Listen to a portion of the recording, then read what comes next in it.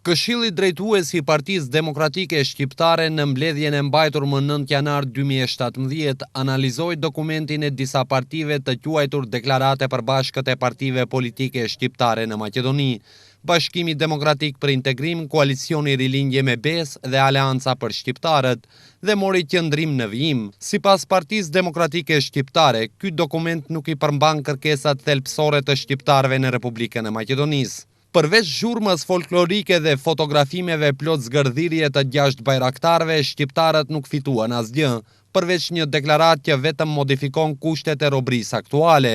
Shqiptarët në fakt me këtë deklaratë kuptuan edhe të vërtetën tjetër, kuptuan që sharjet e Besës dhe të Zjadinit gjatë fushatës zgjedhore për politikën anti-shqiptare të Bashkimit Demokratik për Integrim, që po burgoste dhe shfaroste shqiptarët, ishin vetëm si ai manifestimi i xhelozisë për një dashuri që nuk e ke.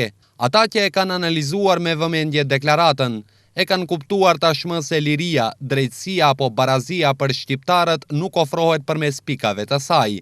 Liria, barazia dhe drejtësia fitohen vetëm me ndryshimin e statusit juridiko-kushtetues të shqiptarëve në Maqedoni, me parlament dydhomësh, me vendimarrje konsensuale mes shqiptarëve dhe maqedonasve, dhe më e rëndësishmja me ndarje të drejtë dhe të barabartë të buxhetit. Tashmë 16 vite me radhë, po bëhet e qartë se barazia dhe drejtësia nuk vinë përmes marrëveshjes së orit dhe kushtetutës.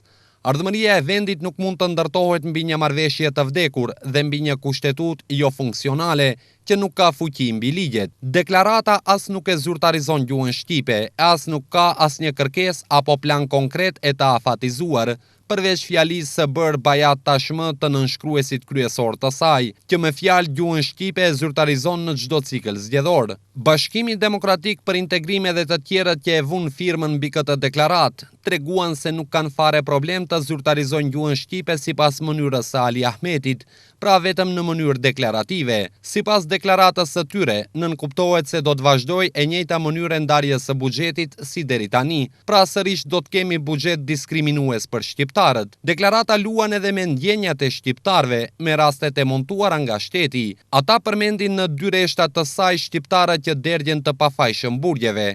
Nuk japin afate se kur do të dalin nga burgu këta të pafajshëm.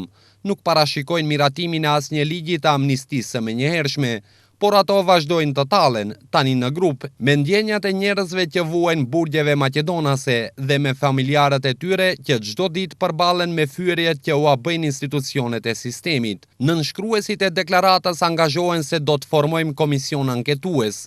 Sa herë janë formuar komisione të tilla? A mbani mend shqiptar të dashur ndonjë rezultat? Ju a rikujtojmë komisionin hetimor për rastin Sopoti. Rezultati i vetëm i tij është kalbja në burgje e sopotasve të pafajshëm. Komisioni hetimor për tejkalimin e kompetencave të policëve që rahen gjatë transportit të burgosurit e lagjes së Trimave, vetëm tërboi sistemin e tani ata i keq trajtojnë jo vetëm gjatë rrugës, por edhe në burg. Mbani mend dikush të jetë dënuar. Ky është rezultati komisioneve të Bashkimit Demokratik për Integrim, të cilët tashmë i mbështeten edhe 2 koalicionet e tjera shqiptare.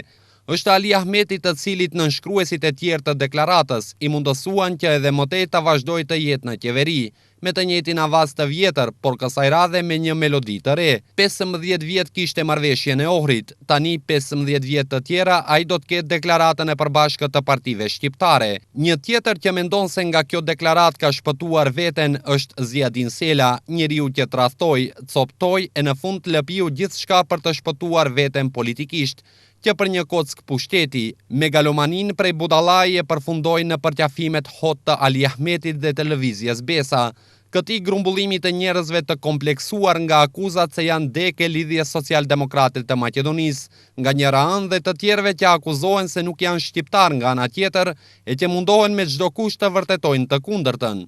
Ulja e tyre në një tryez dhe vendosja e nënshkrimeve bashkë me Bashkimin Demokratik për Integrim, në të njëjtën deklaratë do të thotë se s'kan lidhje nga shqiptaria, thuhet në qendrimin e Këshillit Drejtues të Partisë Demokratike Shqiptare.